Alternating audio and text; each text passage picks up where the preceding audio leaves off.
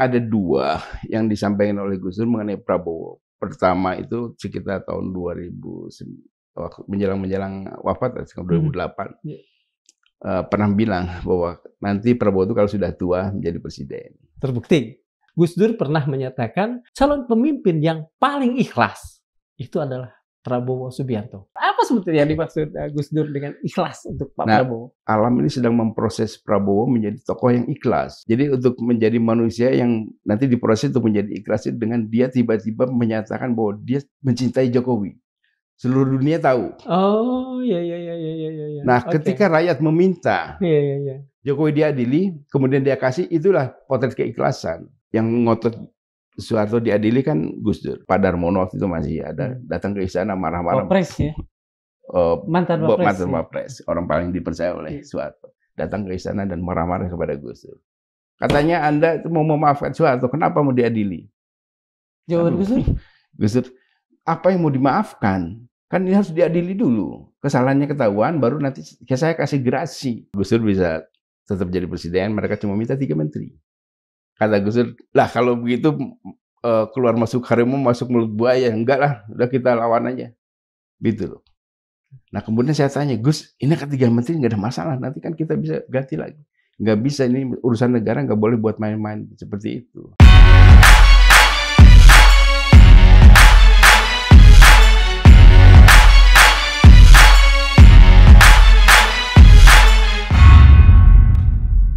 Bismillahirrahmanirrahim. Assalamualaikum warahmatullahi wabarakatuh. Sobat Madilog, sudah 80 tahun usia negara kita, Republik Indonesia, dan selama 80 tahun itu kita sudah memiliki paling tidak 8 orang presiden. Ke-8 ini tentu memiliki kekhasannya masing-masing, sebab sebagaimana dikatakan oleh hukum satu Darwin, tidak ada 2 individu yang persis sama. Artinya masing-masing punya kekhasan sendiri. Dari 8 orang itu kita mengenal 1 orang presiden yang katakan saja multi. Dia dikenal sebagai seorang humoris, dia juga seorang kolumnis sebelumnya, dia seorang kiai. Namun dia juga seorang politisi yang kadang menurut beberapa orang berpikiran jauh ke depan. Orang itu adalah Pak almarhum Abdurrahman Wahid. Nah, kita ingin bicara banyak tentang beliau, dan untuk itu bersama kita telah hadir juru bicara almarhum Gus Dur, yaitu Mas Adi Masardi. Selamat datang Mas Adi Masardi. Terima kasih. Bersama teman-teman Madilog. Assalamualaikum warahmatullahi wabarakatuh. Waalaikumsalam warahmatullahi wabarakatuh. Langsung saja, Mas ya. Dan mungkin saya akan bertanya sesuatu tentang Gus Dur yang sangat relate dengan kekinian saat ini. Kalau saya tidak salah, dalam satu wawancara di televisi, Gus Dur pernah menyatakan bahwa di masa tuanya, karena Pak Prabowo saat itu sudah berkali-kali running untuk menjadi presiden, di masa tuanya Pak Prabowo akan menjadi presiden, dan itu sudah terjadi saat ini. Tapi beliau juga pernah mengatakan bahwa calon pemimpin saat itu ya, calon pemimpin yang paling ikhlas itu adalah Prabowo Subianto. Nah, saya tarik tuh ungkapan itu pada hari ini, dan kelihatannya selain yang tadi beliau jadi presiden, urusan ikhlas ini masih abu-abu lah paling tidak di benak saya. Bisa diceritakan apa sebetulnya yang dimaksud Gus Dur dengan ikhlas untuk Pak Prabowo? Memang beberapa pekan terakhir ini teman-teman civil society bertanya-tanya ke saya, Mas Adi, itu kata Gus Dur itu Prabowo itu pemimpin paling ikhlas. Di mana ikhlasnya? Lihat kayak begini. Nah, kemudian kan saya nggak bisa jawab. Biasanya saya semacam tafakur, memikirkan bagaimana Gus Dur menjawab kalau persoalan-persoalan. Jadi memang ada 2 yang disampaikan oleh Gus Dur mengenai Prabowo. Pertama itu sekitar tahun 2000 menjelang wafat tahun 2008 pernah bilang bahwa nanti Prabowo itu kalau sudah tua menjadi presiden. Terbukti. Dan itu yang menyampaikan waktu itu saya 2019 tapi waktu 2019 kan usianya sudah tua tuh, sekitar menjelang 70. Nah tapi kemudian sebetulnya sih dia sudah jadi presiden, cuma karena ditelikung itu kan terus nggak jadi. Nah, kemudian 2024 saya waktu itu mau mendukung Muhaimin kan dengan Anies. Betul. Nah, tapi pernyataan ini kan belum selesai nih, bahwa Prabowo ini kalau sudah tua jadi presiden. Betul. Saya mencoba menafikan ini, menafis pernyataan itu. Pernyataan Gus Dur ini. Saya bilang kan karena waktu itu disampaikannya memang juga tidak di depan publik. Umum, ya, karena kalau biasanya Gus Dur kalau menyampaikan hal yang penting itu ada repetisi berkali-kali. Dan ini yang waktu itu yang mengingatkan saya itu Pak As'ad. Waktu itu Wakabin. Ya? Mas Adi ingat gak? Dulu kan Gus Dur pernah ngomong gitu. Oh iya, makanya kemudian saya sampaikan 2019 itu. Nah, ketika 2024 saya mencoba kayaknya nggak gitu deh. Ternyata nggak bisa ditapis. Nggak bisa dinafikan. Nggak bisa dinafikan dan memang menjadi sudah jadi presiden. Nah, kemudian tinggal yang ikhlas ini. Nah, yang ikhlas ini mencoba penjelasannya begini. Waktu saya bertanya kepada bayangannya itu, terus dijawab pakai surat. Coba kalau kamu bacalah itu surat-surat Ibrahim. Surat Ibrahim. Kemudian di Quran, ya, surat Quran. Kemudian kita ingat bahwa manusia paling ikhlas di muka bumi itu namanya Nabi Ibrahim. Kemudian menjadi contoh di kitab-kitab suci di Islam maupun di Kristen. Yaitu ketika diperintahkan untuk menyembelih anaknya, anak yang paling dicintainya. Jadi artinya begini, orang itu untuk dinyatakan ikhlas itu dia harus mau memberikan sesuatu yang paling dia cintai. Kalau yang dibenci kita kasihkan kan bukan ikhlas namanya. Nah, ini menurut saya alam ini sedang memproses Prabowo menjadi tokoh yang ikhlas. Menjadi Ibrahim tadi. Menjadi Ibrahim. Mungkin kalau Ibrahim terlalu tinggi lah, terlalu. Jadi untuk menjadi manusia yang nanti diproses untuk menjadi ikhlas itu dengan dia tiba-tiba menyatakan bahwa dia mencintai Jokowi. Seluruh dunia tahu. Oh, iya. Nah, ketika rakyat meminta Jokowi diadili, kemudian dia kasih, itulah potret keikhlasan. Mohon maaf. Jadi Ismailnya Jokowi. Nah, kok bisa sampai ke sana, Mas? Bukan Ismailnya, dombanya lah nanti. Iya, oke. Kan diganti nih. Kalau Ismailnya. Nah, jadi ketika rakyat mengetahui bahwa ternyata Prabowo akan mencintai Jokowi. Nah, tetapi ketika rakyat hati nurani meminta dengan jelas, dengan tulus, pasti akan dikasihkan, dan itulah potret keikhlasan. Jadi kalau dia menyerahkan Jokowi ke publik untuk diadili, ke aparat hukum untuk diadili karena kebencian, itu kan tidak ikhlas. Nah, karena itu ada proses alam yang membuat Prabowo di muka umum untuk mencintai hidup Jokowi. Aku mencintaimu, kira-kira gitu. Nah, cuma kan persoalannya adalah bagaimana rakyat meminta Jokowi diadili. Kan harus serius nih. Nggak bisa minta cuma pakai spanduk doang adili Jokowi. Yang nggak jelas lah. Jadi permintaan itu harus real juga masyarakat itu. Jelas bahwa kenapa Jokowi diminta untuk diadili. Kan harus ada penjelasan juga. Nah, kalau penjelasannya masuk akal dan permintaannya juga serius, saya jamin pasti Prabowo akan memberikannya. Karena untuk kepentingan bangsanya dia ikhlas. Nah, jadi pemimpin yang ikhlas itu pemimpin yang mau mengambil kebijakan, keputusan untuk menyelamatkan bangsanya. Nah, saya punya pengalaman personalnya dengan Gus Dur. Bagaimana keikhlasan Gus Dur sebagai pemimpin. Waktu itu saya bilang, Gus, udah kita negosiasi aja. Waktu itu memang ada tawaran negosiasi dengan teman-teman di parlemen, bahwa Gus Dur akan selamat, tapi ada negosiasi lah. Mungkin untuk menyegarkan generasi yang lebih muda nih, Mas ya. Sobat Madilob, pada saat itu Gus Dur menghadapi serangan dari parlemen. Dari orang politik, oposisi yang kuat. Iya, oposisi yang kuat dari jalanan juga mahasiswa, dari parlemen juga kuat-kuatnya saat itu. Silakan. Nah, jadi ketika itu ada teman dari Golkar minta, Mas, kita berunding bisa sampaikan nama Gus Dur. Saya bilang, saya juru bicara presiden tidak punya kewenangan untuk itu. Saya ngomonglah sama Muhaimin. Kebenakannya. Waktu itu kan orang PKB penting. Men, ada teman-teman di parlemen mau deal. Udahlah, deal. Ngobrol. Kemudian hasilnya bahwa Gus Dur bisa tetap jadi presiden. Mereka cuma minta 3 menteri. Kemudian laporlah saya temenin sama Muhaimin. Ini ada saksinya, orang masih hidup. Kata Gus Dur, lah kalau begitu keluar masuk harimau, masuk mulut buaya. Enggak lah, udah kita lawan aja.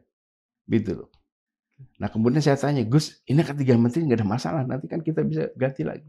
Nggak bisa, ini urusan negara, nggak boleh buat main-main seperti itu. Ini keputusan pemimpin itu harus mengambil keputusan. Kalau nggak bisa mengambil keputusan, ya jangan Bukan jadi pemimpin. Iya. Nah, jadi dengan risiko itu dia ambil karena untuk menyelamatkan, karena kalau ini dibiarkan kemudian Gus Dur terlibat dalam proses negosiasi, kemudian Republik ini berantakan, kan dia secara moral, secara agama juga bertanggung jawab. Betul. Dan Gus Dur tidak mau itu. Jadi dia ikhlasan aja jabatannya, kalau memang jabatan sebagai pertaruhan, dia bilang, nah ini konsekuensi politik. Okay. Nah, kebanyakan dari kita ini tidak mau mengambil konsekuensi dari apa posisinya. Contoh misalnya orang main bola tidak mau kok ada konsisinya, kan pasti ketendang-tendang kakinya. Iya, begitu ketendang dia kita marah. Nah, kalau di jabatan ya kalau salah ya kemudian ambil risiko ya kehilangan jabatan, dan buat Gus Dur gak ada masalah. Dan saya yakin Prabowo memahami soal keikhlasan sebagai pemimpin itu. Saya pernah menguji Prabowo loh, tahun 2003 kalau nggak salah. Menguji boleh diterangkan dalam rangka apa? Ketaatannya kepada Kiai, kepada Gus Dur. Jadi tahun 2003 saya ngumpulin partai-partai non parlemen, partai-partai gurem itu ada 17. Kalau dikalkulasikan thresholdnya itu kurang sedikit lah, tinggal sampai satu partai udah bisa. Kemudian kita ketemu sama Pak Prabowo, ini teman-teman dari partai. Saya waktu itu dengan Bagus Satrianto. Ini teman-teman mau mencalonkan Mas Bowo. Prabowo bilang, kalau Gus Dur setuju, saya mau. Tapi kalau Gus Dur enggak, saya enggak. Kemudian saya bikinlah janji Gus Dur, nanti Prabowo mau ketemu. Udah ketemu lah. Karena saya yakin waktu itu Gus Dur itu kan kalau diminta restu pasti minta ngasih restu. Iya, betul. Karena itu kita nggak kondisikan, nggak penjelasan juga sama Gus Dur. Kemudian ngobrol lah panjang lebar Prabowo sama Gus Dur. Kata Gus Dur, Mas Bowo jangan maju sekarang lah, Mas Bowo bisnis aja dulu. 2003 itu 2003. Gak mau dia. Karena Gus Dur bilang jangan, gak mau. Dan terus gak mau. Dan kita hubungi lagi juga gak mau. Jadi dari situ kan udah lihat ada ketaatan kepada pemimpin, kepada kiai, pada orang yang clear lah. Nah, untuk konteks ini memang masih harus diuji. Tetapi prosesnya kan itu. Jadi keikhlasan itu harus dicerminkan dulu bahwa orang ini mencintai sesuatu yang kemudian diminta dikasih ini. Jadi saya berharap sih prosesnya seperti itu. Mas Andi, dari penjelasan Mas Andi yang panjang tadi, sebetulnya saya punya beberapa pertanyaan ya. Pertama, kalau boleh, 3 jabatan menteri itu menteri apa saja dan siapa yang meminta? Itu meminta dari koalisi teman-teman di parlemen lah, dari orang Golkar ada yang memotori dialog. Artinya nanti diberikan buat Golkar gitu ya? Nggak tahu. Waktu itu kan mereka Poros Tengah dan PDIP. Iya, betul. Yang mereka minta itu Menteri Dalam Negeri, Menteri Keuangan, sama Jaksa Agung. Nah, menurut Gus Dur ini menteri paling penting, nggak bisa dinegosiasikan. Mungkin kalau menteri yang ece-ece dia mau. Nah, jadi artinya begini, memimpin negara ini harus dengan tanggung jawab moral, tanggung jawab kepada rakyatnya, dan harus mau mengambil risiko kalau terjadi sesuatu, ambil keputusan. Betul. Gitu. Kemudian tadi ketika Mas Adi bilang soal saya tetap sih tidak mengatakan domba. Katakan saja Jokowi ini yang menjadi Ismail. Gitu ya. Ketika kemarin Pak Prabowo bilang hidup Jokowi itu, jadi menurut Mas Adi itu genuine. Itu datang dari lubuk hati. Karena banyak juga orang yang mengatakan kalangan politisi yang menginterpretasinya bahwa itu sebetulnya tidak genuine. Saya melihat sih kalau dari proses itu ya, saya kan persepsinya dari pernyataan Gus Dur soal keikhlasan itu. Betul. Ini genuine. Jadi memang dirangsang hatinya untuk menyatakan cinta itu. Yang kemudian ketika diminta itulah nanti menjadi potret ikhlas. Jadi kalau pura-pura itu kan menjadi tidak ikhlas. Sedangkan pernyataan Gus Dur soal ikhlas itu kan real. Ini orang paling ikhlas karena ada track recordnya soal ikhlas itu. Jadi Gus Dur kita ngomong ikhlas itu pasti dengan track recordnya. Contoh, Mas tahu nggak soal track record keikhlasan Prabowo ini? 98, yang hanya dia yang kemudian diadili di Mahkamah Militer. Dia bisa ngomong bukan saya aja yang menculikkan yang lain-lain, tapi dia mau menerima semua itu untuk agar menanggung beban orang-orang. Betul. Dan dia tidak melakukan perlawanan. Waktu itu kan dia banyak uang, pasukan yang setia juga banyak. Betul. Nah, jadi Gus Dur melihat itulah antara lain keikhlasan dia. Dia kan banyak difitnah juga, dia lebih banyak diam. Sampai kemudian kita dengar-dengar dimusuhi justru oleh keluarganya, ya, keluarga istrinya lah katakan. Ya, jadi dasar ikhlasnya itu sudah ada. Jadi Gus Dur menjelaskan kepada kitanya bahwa inilah pemimpin paling ikhlas. Nah, cuma memang banyak orang kan merasa bahwa ini situasi ini makin menggawat. Jadi harusnya segera ambil keputusan soal ikhlas itu. Tapi mungkin Tuhan bicara lain, Tuhan ingin membuat proses ini betul-betul menjadi ikhlas. Nah, cuma memang persoalan ini adalah tinggal kepada rakyat serius nggak meminta itu. Nah, ini kan yang tadi ya. Betul. Mas Adi juga tadi bilang bahwa hanya pernyataan serius lah yang kemudian akan direspon oleh Pak Prabowo. Pernyataan serius seperti apa dan diwujudkan dalam bentuk apa? Kalau boleh saya tahu. Tempo hari kan kita pernah dengar desas-desus, tapi desas-desus ini udah kemungkinan benar. Waktu mau undang-undang pilkada yang mau membuat dinasti Jokowi menjadi makin jelas. Yang pilkada kan karena Kaisang juga mau dicalonkan. Kemudian ketika masyarakat, rakyat, civil society meminta dengan serius bahwa ini tidak boleh. Akhirnya kan Prabowo lewat orang-orangnya, lewat Gerindra, lewat parlemen kan kemudian menolak itu. Jadi harus seserius itu. Nah, jadi kalau mengadili Jokowi yang kita lihat sekarang ini kan hanya baru spanduk-spanduk. Keseriusannya di mana? Iya, betul. Jadi harus serius. Nah, penjelasannya kenapa harus diadili kan itu harus jelas dulu. Iya. Silakan. Nah, menurut saya nanti Prabowo juga akan paham juga bahwa bangsa ini sudah kehilangan harkat dan martabat. Kepercayaan juga. Kepercayaan dalam negeri maupun luar negeri. Saya pernah bulan lalu saya ketemu teman yang membawa delegasi akademis dari perguruan tinggi yang dibawa oleh ormas keagamaan besar. Dia bawa ke Belanda. NU? Bukan. Satunya lah ya. Yang bukan NU, tapi harus Nah, dia cerita, dia mau kerjasama dengan Utrecht, dengan Leiden, dan beberapa lagi. Dia bilang, Mas, mereka nggak percaya kepada kita. Ini akademisi, institusi, delegasi. Kenapa, Mas? Karena dalam pandangan mereka, ini bangsa ini udah tidak bermartabat, tidak bisa dipercaya. Karena hukum nggak ada, keadilan nggak ada, korupsi merajalela. Yang kan cerita-cerita korupsi di dalam negeri ini kan juga menyebar ke luar negeri. Betul. Contoh, korupsi di pertambangan 300 triliun hanya dihukum percobaan. 6 kan kira-kira coba. 6,5 tahun waktu itu. 6,5 tahun. Kemudian ada orang dari oknum pejabat tidak terlalu tinggi juga bekas kehakiman ya. Mahkamah Agung. Ya, orang MA punya betul. Simpanan sampai hampir 1 triliun. Dan itu yang ketahuan. Iya, betul. Dan ini aman-aman aja juga. Belum lagi korupsi di tempat-tempat lain yang clear-clear aja. Iya, betul. Nah, kemudian gongnya itu, ketika dunia tahu bahwa salah satu orang terkorup di muka bumi itu ada di Indonesia.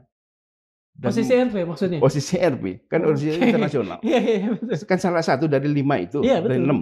Betul. Salah satu. Kedua kalau saya tidak salah. Kedua, terkorup di muka bumi ini, di muka bumi loh. Betul. Masih bisa touring, masih bisa motor-motoran. Ini bangsa apa coba? Nah, itu sebabnya kalangan non bisnis juga masih tidak percaya. Nah, sementara kalau di bisnis kan 5 tahun terakhir ini memang nggak ada investasi. Iya. Karena mereka nggak percaya ini pasti dikorup. Iya. Tidak berkembang kan selain kebijakan-kebijakan yang ngaco soal industrialisasi dan lain-lain. Ini kan nggak ada hukum di Republik ini. Oke. Nah, inilah sebabnya. Itu pandangan mereka ya, pandangan luar itu ya. Boleh dicek lah. Semua pengusaha yang punya hubungan dengan internasional pasti orang nggak mau. Yang menarik lagi itu kan adalah tempo hari ini Pak Prabowo di mana? Di Brasil kalau nggak salah, dia bilang bahwa rakyatku ini 25% nggak bisa makan. Kan di forum ekonomi itu. Maksudnya kan kira-kira untuk menyelamat ini investasi lagi ke Indonesia. Tapi kan tidak ada $1 pun investasi. Kenapa? Tidak ada respon. Tidak ada respon. Kan mesti ada iba. Karena kalau presiden ngomong begitu itu dengan harapan ada simpati dari dunia internasional untuk investasi agar 25% anak-anak kita ini bisa makan. Ini kan tidak ada respon. Apalagi kemudian seminggu kemudian Luhut Panjaitan bilang Dari 500 triliun bansos itu hanya 50% yang sampai. 250 triliun dikorupsi. Nah, kemudian kan pasti orang luar, uang kalian aja ditilap, bagaimana uang kita? Nah, kemudian menurut saya cara paling cepat mengembalikan harkat martabat bangsa ini, ya orang paling korup di muka bumi harus diadili, karena di tempat-tempat lain yang 6 paling korup itu sudah dihukum oleh rakyatnya. Hanya di Indonesia yang tidak ada. Mas merasa ini sebuah, maaf ya kalau saya boleh mengatakan, sebuah keharusan sejarah gitu? Harus. Kalau tidak, kita akan berdampak sampai beberapa generasi tidak akan dipercaya. Bangsa ini tidak akan dipercaya.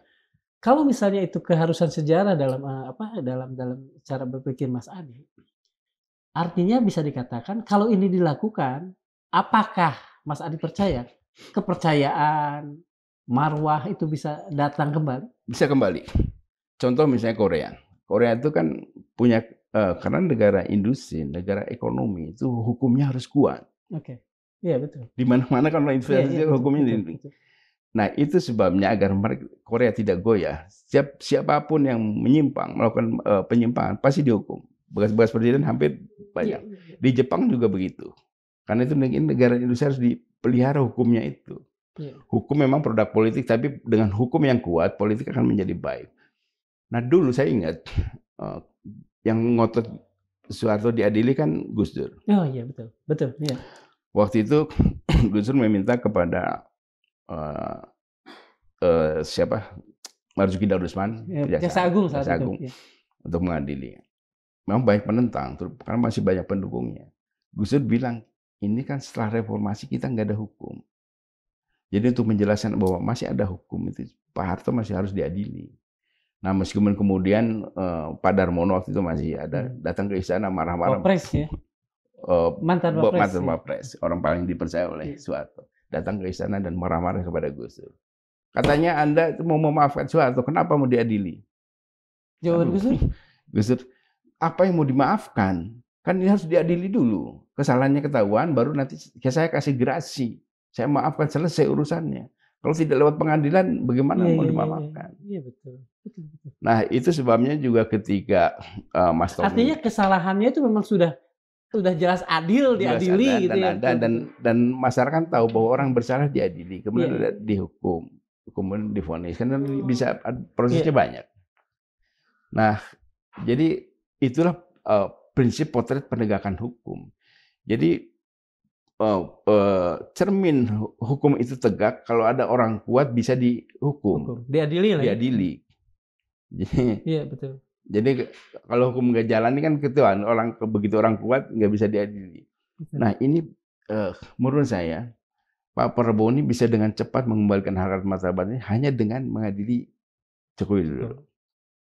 Kemudian terserah dia nanti mau dikasih diampuni segala macam, tapi karena kan hak dia juga, hak dia juga dan hak konstitusi. Abolisi betul. Tapi jelas bahwa hukum ini ada. Dampaknya apa? Ini kalau bekas presidennya bisa adil, bagaimana kita nih? Cuma gubernur, cuma bupati, cuma dirjen, cuma menteri. Kan itu. Nah ini pernah diberikan contoh oleh KPK di zaman Antasari. Waktu awal-awal saya nggak suka sama Antasari. Ini bekas jaksa hitam, maksudnya di ketua KPK. Ternyata dia benar. Nah KPK ini kan berwibawa sejak dipimpin oleh Antasari. Iya betul. Apa yang membuat KPK berwibawa? Karena dia bisa memenjarakan besan presiden. Pak Pohan. Karena bisa orang takutan semua sama KPK. Nah, cuma memang zaman meskipun SBY, kemudian ada ekornya lah ya. Ada ekornya. Kemudian SBY kan mulai merabas KPK sehingga sampai sekarang kemudian Jokowi masih menghabisi lagi KPK. Nah, tapi kan kita sudah punya bukti nih. Kalau ada orang kuat, orang yang dianggap kuat bisa diadili, hukum itu benar-benar tegak dan orang takut kepada hukum. Ini pentingnya pengadilan kepada Joko Widodo. Oke. Gitu. Mas, ini tadi kan kita kenceng banget nih ya, urusan yang lebih serius lah ya, bersangkutan dengan negara kita. Mari kita turunkan tensi lah dengan membicarakan Gus Dur sebentar. Ini kan banyak orang yang selalu bertanya-tanya. Saya pernah dalam satu seminar sebagai orang yang berada di belakang, tapi saya lihat tuh, di depan tuh ada Gus Dur. Pada waktu beliau belum menjadi presiden. Sepanjang seminar, mohon maaf, di mata saya Gus Dur nih tidur. Tidak. Tapi begitu ada pertanyaan, begitu, beliau menimpali dan menjawab, dia bahkan bisa reverse loh, bisa apa, mengutip beberapa pernyataan dari, kiri kanannya. Itu tuh Gus Dur tidur atau enggak sih sebetulnya, Mas? Menurut Sepengetahuan Mas? menurut saya sih gini, kan ada dua. Pertama memang yaitu cermin kewalian. Tapi manusia biasa juga sebenarnya bisa. Kayak saya, kita lah. Kita kan sering kalau Jumatan khotib khutbah kita tidur. Iya, Tapi kan kita dengar. iya iya. Tapi tetap kan dengar apa yang Iya, disampaikan dengar. Nah, cuma bedanya kan tidak ditanya iya apa yang iya. disampaikan oleh khotib. Nah, itu yang pertama. Sebenarnya kita masih bisa dengar dalam tidur itu. Yang kedua, seperti pernah disampaikan oleh Gus Dur. Gus Dur kan tahu nih Kang Darmawanti pengetahuannya sampai mana sih begitu ngomong kata pertama, apa sih ujungnya ini? Dia bisa ketebak. Iya iya iya iya. Nah, Gus Dur kan punya banyak bacaan. Iya iya. Dari segala macam ini, oh ini ke orang kiri nih kalau ngomong ini pasti Ngomong gini, ini orang kanan, referensinya ini. orang ekonomi pasti itu. Jadi bisa kebaca kemudian. Menurut saya sih ya biasa-biasa aja, biasa. Iya. Karena kita juga sebetulnya bisa. Tapi itu kan kalau di seminar. Ini kalau di apa rapat-rapat kabinet kadang-kadang kita juga suka melihat begitu. Gimana tuh kan penjelasannya tidak sama dengan yang seminar tadi. Nah, biasanya begini kalau di sidang kabinet tuh, gue sih biasanya tidur rapat. Kemudian setelah selesai rapat itu Menko tuh menyimpulkan. Kemudian ada yang paling menarik pengalaman saya di sidang kabinet ketika membahas masalah Aceh. Ketika Aceh bergolak lagi. Itu kemudian disimpulkan, kemudian SBY menyampaikan, kemudian dari sisi yang lain menyampaikan. Karena Gus Dur sudah paham nih, waktu itu yang menarik ini menteri-menteri sipil itu menghendaki ada gerakan militer lagi, mesti ada aksi militer terbatas, meskipun terbatas. Kemudian Gus Dur bilang, ini aksi militer biarpun terbatas, ada jaminan nggak akan ada korban. Nah yang menarik kan itu, ini sipil-sipil nih yang Gus Dur mencegah, nggak bisa gitu. Coba kasih pendekatan ekonomi, kemudian SBY diminta untuk rapat terbatas, akhirnya muncullah 6 apa 7 keputusan opsi ya, ada jalan ekonomi itu dulu. Jadi kesimpulan Gus Dur itu kita harus pendekatan kemanusiaan, yang melawan pasti dihadapi dengan tindakan kepolisian. Dan habis itu kan kemudian selesai. Nah jadi yang menarik itu dalam rapat itu Gus Dur membiarkan semua beropini kemudian disiapkan, dan kemudian Gus Dur hanya melihat bahwa keputusannya ini kalau dia setuju dia oke, kalau nggak setuju kasih alternatif. Nah persoalannya kenapa Gus Dur begitu mudah memerintah kabinet, bahkan bisa sampai tidur, karena ketika memilih menterinya, Gus Dur yang dipilih itu karakter. Pemerintahan Gus Durnya kan yang banyak dikritik kan Gus Durnya, tapi saya pemerintahnya clear, nggak ada masalah. Kebijakannya juga clear. Nggak pernah ada mengungkap kebijakan Gus Dur yang salah. Betul. Nah jadi Gus Dur mengambil orang-orang yang punya karakter. Waktu itu tanya, apa pentingnya karakter? Kenapa bukan track record? Dia bilang, kalau orang berkarakter nih, orang ini konsisten. Orang ini punya pendirian. Dan biasanya lebih jujur. Tidak mau diintervensi. Kita lihat misalnya yang punya karakter, Riza Ramli, Erna Witoelar, Abdurrahman Saleh. Kemudian ada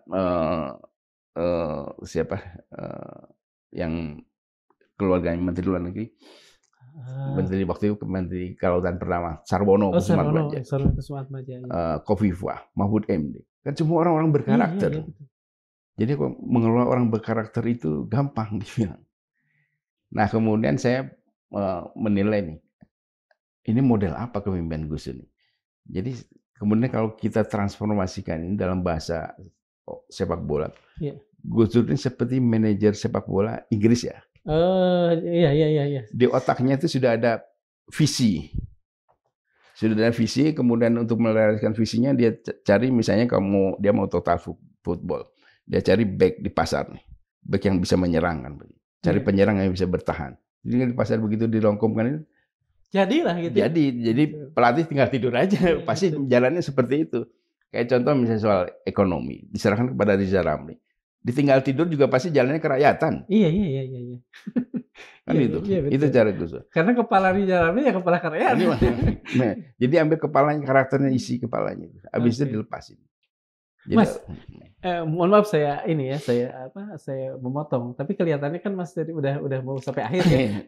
Ini, beliau, berfungsi sebagai pelatih.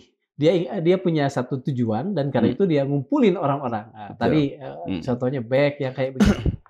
Tapi apakah memang tidak ada tarik-menarik? Kalau kita tarik ke suasana kekinian lah katakan kalau kata anak-anak muda sekarang. Pasti kan Pak Prabowo juga punya tujuan, punya apa. Tapi apakah di zaman Gus Dur tidak ada tarik-tarikan itu? Oligarki lah, apalah, Enggak. yang seperti dikatakan saat ini? Jadi Gus Dur karena kita tahu waktu itu koalisi dengan partai-partai. Dia minta, saya perlu orang untuk back, orangnya karakternya begini, kalau punya nggak? Kasih. Dari partai? Dari partai. Oke. Jadi ininya dulu, kualifikasinya, kemudian diminta. Jadi kalau oligarki sama sekali nggak ada. Pernah kejadian begini. Bagaimana Gus Dur hubungannya dengan oligarki? Dulu kan dengan Taipan itu sudah dianggap dekatnya. Iya.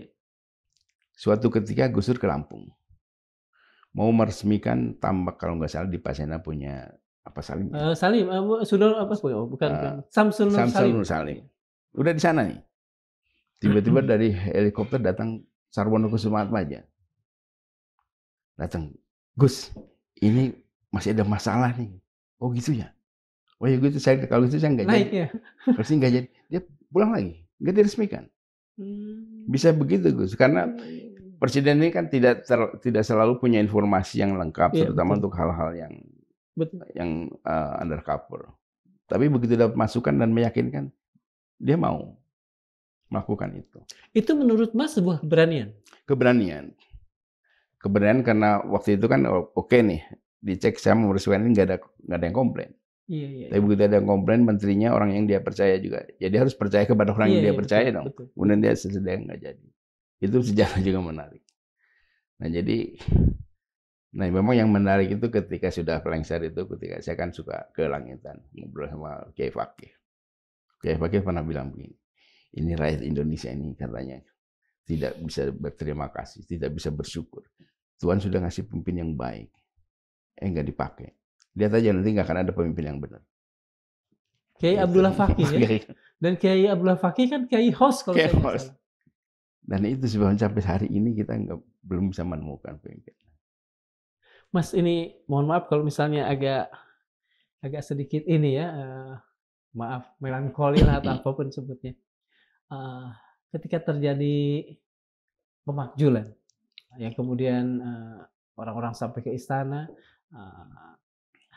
video-video masih menayangkan Gus Dur saat itu keluar istana dengan bercelana pendek. Kalau boleh saya tanya, apakah saat itu Gus Dur merasa dalam tanda petik sedih apa gitu? Nah ini yang menarik. Jadi menjelang beberapa bulan menjelang akhir itu, sebetulnya dari awal sih, saya kan selalu stres nih. Ada kritikan, setiap baca koran, nonton TV, isinya makin kritik Gus Dur. Iya betul. Lama kan stres juga. Kemudian kalau stres itu saya biasanya ke istana, nongkrong di situ, makan sama Gus Dur, ketawa-ketawa. Terus lama-lama saya mikir, nah ini orang yang ini aja bisa ketawa-ketawa, ngapain juga gue yang stres? Akhirnya itulah saya hilangin itu. Jadi kita santai-santai aja. Proses politik Gus Dur paham betul. Dia tahu, dia orang politik kan puluhan tahun. Iya betul. Jadi dia ngikutin aja. Tapi dia tahu bahwa ini ada kekuatan besar yang dia tidak bisa lawan. Kalau dilawan bisa merusak dirinya. Akhirnya dia ngikutin aja sampai batas tertentu. Aku benar mengenai masalah celana pendek. Itu kan sebetulnya waktu itu ada teman-teman yang di luar itu ngomong ke saya, Mas, ini teman-teman di luar mau pingin ngeliat Gus Dur. Udah saya sampaikan ke Gus Dur. Gus, ini teman-teman pengen ketemu Gus Dur, pengen lihat Gus Dur bisa ke depan. Ya udah. Ke depan. Bangun berdiri gitu. Nggak ganti dulu Gus, nggak usah lah, biasanya segini jam segini juga kan begini. Jadi itu memang, jadi hari-hari itu setelah selesai jam kerja Gus Dur kan di istana kantor. Kalau nggak sarungan ya pakai celana pendek. Gitu aja. Jadi ketemu ada orang ketemu ya celana pendek. Gitu aja. Iya. Saya pernah ngajak Hendardi ke istana. Hen, dipanggil Gus Dur. Ada apa? Ya aku tadi bilang ente kan komplain soal Gus Dur mendatangkan polisi-polisi itu. Gus Dur bilang panggil. Ya ditemuin yang tadi pakai celana pendek, pakai kakinya di atas itu, nggak ada masalah. Dan itu buat Gus Dur nggak ada masalah juga. Dan waktu itu saya lihat ya nggak ada masalah juga. Jadi kita baik-baik aja karena memang ya sudahlah Gus Dur kalau maunya gitu ya pasti kita juga nggak bisa meluruskannya. Udah biarin aja dan kan nggak ada masalah. Kemudian melahirkan interpretasi. Iya, betul. Tafsir-tafsirnya ini yang kesana kemari ya. Yang kemudian setelah kita keluar dari istana kebanjiran. Kan gitu. Tadi Mas bilang soal ketawa ketiwi ya lah ya. Kalau Mas sedang stres, justru Mas datang ke istana. Padahal sesungguhnya kan istana bukan sumber masalah ya, gudangnya masalah ya. Tapi di sana bisa ketawa ketiwi gitu. Betul. Saya juga ingat satu hal tentang Gus Dur tuh. Kalau tidak salah, setiap Jumat itu kan Gus Dur selalu tampil tuh. Kadang-kadang di masjid kecil istana itu apa? Jumatan At-Taqwa atau apa? Saya lupa namanya. Ya, masjid sebelah itu. Masjid sebelah itu ya. Dan kemudian beliau menjawab pertanyaan wartawan ini itu juga dengan gaya yang ketawa-tawa. Dan itu menurut pandangan saya dinikmati lah dalam petik oleh publik ya. Mengapa kemudian menurut Mas itu tidak katakan saja dilembagakan oleh presiden selanjutnya? Apakah karena gaya berbeda? Nah, Gus Dur kan figurnya kan udah kiai. Kiai itu kalau Jumat kan di masjid. Ya itu aja soal kebiasaan itu aja Gus Dur. Karena kalau yang kepala negara yang lain mungkin nggak bisa menggunakan masjid untuk menyampaikan pandangan politik. Tapi kan kita tahu Rasulullah juga di masjid. Nah, tapi yang menarik ini forum Jumat itu biasanya malamnya, Kamis itu, telepon dari mana-mana ke saya.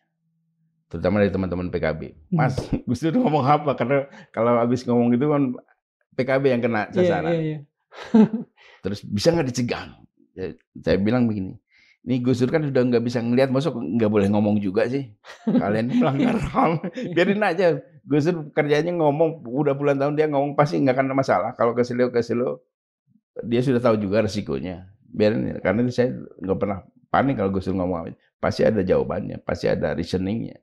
Dan Gus Dur sudah memperhitungkan apa yang diomongin, dampaknya itu tahu. Dan salah satu ilmunya Gus Dur yang saya pelajari itu, dia ini kan nggak bisa melihat. Jadi filosofi psikologi orang yang tidak bisa melihat itu kan menggunakan pendengarannya. Nah ini diterapkan di dalam politik. Contoh misalnya, Mas Darmawan misalnya ngomong ke saya, Gus, ini orang ini begini. Gus Dur ngomong aja. Kata Mas Darmawan itu, Adi Mas Adi begini. Kalau benar, kan saya pasti ngomong situ. Iya. Gus, kalau nggak benar juga ngomong. Atau melihat reaksi di bunyi-bunyian. Kayak contoh nih yang selalu orang salah paham. Soal menghapus TAP MPR, soal PKI. Itu kan saya bilang inilah cara Gus Dur melihat opini publik. Gus Dur bilang aku mau cabut TAP MPR. Tapi kan kemudian tidak jadi ya? Ini kan kemudian muncul bunyi-bunyian. Gus Dur mendengarkan mana yang lebih banyak. Yang setuju apa enggak. Kalau masih banyak yang setuju dia akan lakukan. Kalau enggak ya udah tidak. Nah, tetapi yang penting itu adalah presiden ngomong begitu, tidak ada sepotong pun instrumen politiknya yang bergerak ke arah situ. Artinya tidak dimobilisasi. Kan dia punya PKI, mesti kan ada bergeliat di parlemen. Kan dia nggak lakukan itu, dia hanya ingin ngecek aja, ngetes aja situasi seperti apa. Ada contoh lagi. Mas Adi, saya nggak, kalau Gus Dur manggil saya Mas Ardi, kadang-kadangnya Mas Adi. Bilang tuh ada 3 konglomerat yang harus kita lindungi. Loh, gimana? Saya ngomong lah, ini ada 3 konglomerat harus dilindungi karena dia punya perusahaan, punya karyawan. Terus gak lama kemudian saya ketemu Mas Taufik Kemas di airport di Halim. Itu ngapain sih ngomong begitu? Itu kan membuat orang tidak respect. Kemudian saya lapor sama Gus Dur. Gus, saya ketemu Mas Taufik Kemas, dia ngomong, ya biarin dong dia yang melindungi. Gitu. Jadi yang melindungi Mas Taufik. Itu dong. Nah jadi joke kadang-kadang atau pernyataan-pernyataan itu Gus Dur untuk ngeceknya. Nah yang menarik itu kenapa Gus Dur bisa melakukan itu, orang lain nggak bisa. Karena Gus Dur ini kan sudah beyond identity, dia sudah kebal segala macam itu. Iya, betul. Kalau kita yang ngomong misalnya cabut tap MPR, ini udah pasti komunis. Iya, iya, iya, iya, iya. Nah kalau Gus Dur kan bisa Iya, menepis iya, iya, itu. betul. Orang kebal segala Dia macam. datang dari NU yang zaman Betul, itu. Iya, betul. betul. Nah pernah juga Gus Dur negur saya pernyataan saya keras. Saya lapor, Gus, waktu itu soal Matori. Matori benci sama saya. Kenapa? Saya ngomong gini. Nah, sampean ngapain ngomong gitu? Nggak usah lah.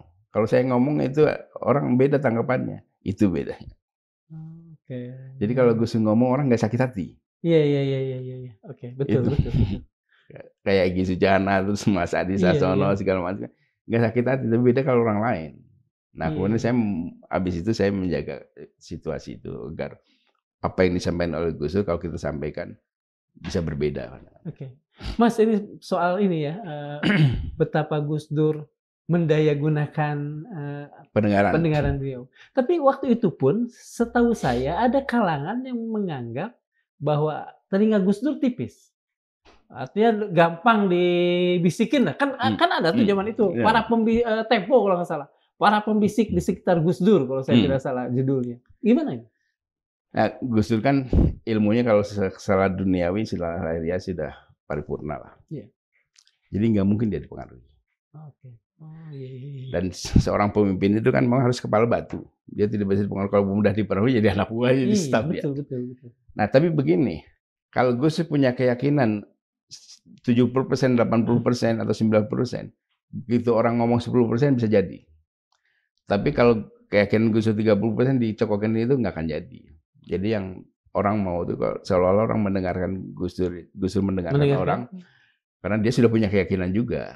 Jadi orang tinggal hanya memicu aja. Iya, iya, iya. Hampir semuanya begitu. Jadi Gus Dur nggak pernah bisa dipengaruhi. Oke. Mas, begini. Ada nggak sepanjang ingatan Mas Adi, Gus Dur pernah, mungkin kurang tepat nih ya, menyesali salah satu kebijaksanaannya lah, kebijakannya lah misalnya? Pernah? Ada.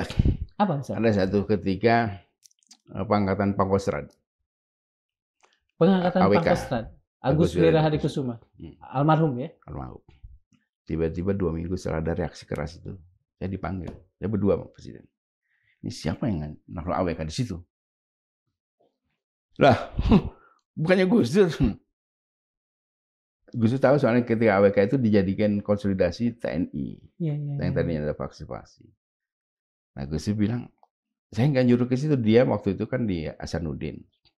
Jadi AWK itu harus ditarik ke Jakarta untuk gampang kita ngobrolnya. Ditaruh di Cilangkap. Tapi kemudian ditaruh di Kostrad. Nah, itu bedanya. Kalau Gus Dur punya keyakinan siapapun yang mengcounter, dia akan pertahankan. Tapi karena dia nggak yakin dan dia tidak merasa meminta menempatkan AWK di Kostrad, itu ketika ada kemudian diganti memang. Hanya sebentar, nggak sampai 1 bulan diganti lagi. Jadi kayak begitulah. Nah, beda dengan ketika Gus Dur mengangkat Menteri Keuangan Supriyadi waktu itu yang dari BRI. Orang komplain. Tapi Gus Dur pertahankan karena dia yakin orang nggak ada masalah. Iya. Gitu. Jadi itu aja. Yang lain mungkin kalau ada joke sih, Gus Dur pernah ngomong soal DPR anak TK itu. Iya, betul. Dia bilang, waduh saya menyesal TK ini. Ini kan kasihan anak TK. Kenapa? Ya harusnya ini playgroup. Oh jadi bukan menyesal karena yang lain. Tapi ini playgroup. Harusnya playgroup. Saya menyesal ngomong DPR anak TK. Gus Dur pernah mengatakan karena gaduh waktu itu ya anggota-anggota DPR itu kayak anak TK lah kalau saya tidak salah. Tapi kalau kebijakan tidak ada. Kecuali tadi pengangkatan dan sebagainya. Kebijakan semua karena kita sudah perhitungan dan lagi kan Gus Dur selalu meminta kebijakan itu menterinya kan dia percaya betul kepada menteri-menterinya. Punya kompetensi. Jadi kebijakan itu pasti sudah diriset oleh menterinya, sudah dievaluasi, sudah ada mitigasi, dan clear. Karena itu nggak pernah ada masalah. Mas, ada satu hal ini kebetulan tiba-tiba datang dan saya ingat. Gus Dur katakan saja upaya pemakjulan almarhum itu kan berasal dari hal yang kecil. Kalau saya tidak salah urusan Bulogate. Bulogate ya. Ada dana yang tidak begitu besar dari Sultan Brunei, kalau saya tidak salah. Dan Berapa dari banyak? Bulog. Dari Bulog ya. Apa namanya? Apakah benar seperti itu atau sebetulnya ada permainan dan lain sebagainya di sana sehingga kemudian kemasannya bisa Nah, kalau kasus itu sih menjungkirkan sampai beliau? akhir itu kan tidak pernah terbukti. Iya. Dan tidak ada waktu itu memang di situasi untuk mengangkat celah pemanasan. Karena pemakzulan sendiri kan Gus Dur bukan soal itu. Bukan soal Bulogate, karena Bulogate kemudian di-close, kemudian yang Iya. Brunei Gate juga Brunei nggak Gate, iya. nggak ada Oh iya, tadi masalah. tertukar. Karena Brunei Gate itu ada Sultan Brunei mau nyumbang, kemudian Gus Dur kasih orang itu untuk dipersilahkan. Sudah selesai. Kan Gus Dur itu sampai akhir hayatnya itu begitu, kalau ada orang ngasih uang dia terima. Iya. Nanti kalau ada orang datang dia kasih. Dia kasih, betul. Karena itu saya bilang nih, Gus ini Kiai terima kasih nih. Habis terima kasih. Hampir nggak pernah ada untuk dia. Dan untuk yang Bulog itu, nah yang menarik itu waktu Bulogate itu yang melibatkan Sapuan dan Yes, Suwondo. Saya bisa memahami teman-teman wartawan. Kan waktu itu bilang, Mas ini teman wartawan ini kan pasti dibayar untuk mengangkat ini. Saya balik kritik. Mas, saya pernah jadi wartawan, kita ini nggak pernah bisa dibayar. Iya. Kalau kita punya keyakinan, jangan itu nggak usah dibayar, apalagi kalau dibayar tapi punya keyakinan. Nah, tapi kan logikanya begini, saya jelasin sama teman-teman juga. Ini ada orang mengaku tukang pinjam presiden, kemudian pinjam uang, dan mungkin si orang ini juga pernah disambungkan dikomunikasikan dengan presiden. Ya pasti percayalah. Iya. Apalagi waktu itu kan situasinya itu semua orang istana mau tukang cucinya, tukang ini punya pengaruh besar. Iya, betul. Jadi orang percaya. Orang percaya ini tanpa harus mengecek. Betul. Karena tradisi di masa sebelumnya. Jadi kita nggak bisa mencegah mereka untuk tidak berpandangan begitu. Ya udah kita biarin, kita diuji aja, dihukum gitu. Nah, itu sebabnya ketika Gus Dur lengser, saya bikin pernyataan. Sekarang Gus Dur sudah bukan presiden. Coba buka lagi lah kasus Bulogate agar jelas secara hukum ini. Tapi karena waktu itu sudah di SP3 di dasarnya nggak bisa juga. Maksud saya kan agar jelas bangsa ini. Hukum harus ditegakkan. Ya, apalagi ini bersangkutan dengan presiden ya. Dengan presiden. Nah, karena kita ini tidak pernah punya klarifikasi soal pemimpin kita. Soekarno itu siapa? Soeharto itu siapa? Habibie itu siapa? Gus Dur itu siapa? Kan nggak pernah jelas. Iya. Semua masalahnya itu kelam. Saya bilang harus dijelasin. Nah, soal pemakzulan nih. Kan ada yang bilang bahwa ini karena korupsi. Gus Dur korupsi yang belum. Kan faktanya itu nggak ada. Iya. Pernah ada yang mengungkit ini dulu almarhum Sultan Batugana. Gus Dur dilaksanakan karena korupsi, kemudian mendapat reaksi teman-teman. Iya, Kata-kata Demokrat itu. Kemudian saya diminta penjelasan oleh dewan apanya di Demokrat. Jadi situasi waktu itu dia talk show sama saya. Iya. Saya jelasin. Karena faktanya Gus Dur itu alasan sidang istimewa Gus Dur karena Gus Dur mengganti Kapolri tanpa persetujuan DPR. Suroyo Bimantoro kalau saya salah dengan Pak Ismail Khairuddin Ismail. Betul. Jadi saya lihat undangan pertama itu yang didatangani oleh Pak Amin Rais. Karena itu minta pertanggungjawabannya. Nah, karena Gus Dur malas ngadepin ini, dia tolak. Karena ini menyimpang. Kalau dia datang itu menyimpang dari konstitusi. Nah, untuk menjaga konstitusi ini agar parlemen itu tidak melanggar konstitusi, maka dia terbitkanlah maklumat dekret itu agar berhenti terjadi penyimpangan. Nah, tetapi kemudian alasan sidang istimewa itu diubah karena Gus Dur membekukan DPR, maka sidang istimewa. Jadi urut-urutan itu.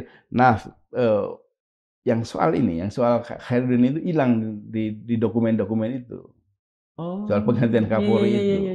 Kan awalnya begitu. Iya, betul. Dan kita tahu waktu itu bahwa ada pertemuan, atau ini sejarah, ada pertemuan di tempat Megawati bahwa besok akan ada pergantian pimpinan nasional kata Pak Amin. Nah, yang sialnya ini kan yang saya agak khawatir soal Pak Amin. Seolah-olah kan ini gagasannya Pak Amin. Iya. Padahal kita tahu Pak Amin itu kan ketua administratif. Iya, betul. Betul. Nah orang-orang itu menganggap bahwa yang memilihkan Gus Dur itu Pak Amin. Apalagi orang-orang kecil, orang-orang di daerah ya. Betul. Makanya saya ngobrol sama Pak Amin. Pak Amin, cobalah sekali-kali jelasin situasi. Kemudian pernah di satu podcast, Pak Amin menjelaskan bahwa dia itu pemimpin sidang. Dia tanya pertama, siapa yang setuju impeachment Gus Dur? Fraksi TNI berdiri. Kemudian tanya lagi yang paling besar, siapa yang setuju? PDIP. Paling besar itu. Iya. Kan dia udah setuju. Iya. Kemudian baru ini.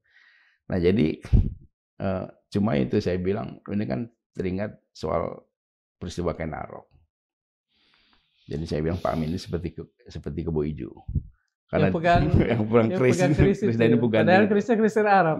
Nah kan Pak Amin bilang saya akan melengsarkan Gus kan di mana dia ngomong begitu lengser betul. Oh pasti ini Pak Amin. Itu nasi Pak Amin. Tapi kan ini saya sih sering klarifikasi pada teman-teman NU. Gitu. Betul. Mas, ini pertanyaan terakhir, mohon maaf ya. Kalau misalnya, bukan kalau misalnya, anggaplah ya, dalam sebuah mimpi, Mas bertemu dengan Gus Dur. Apa yang akan Mas katakan pada Gus Dur? Saya nggak bisa berkata.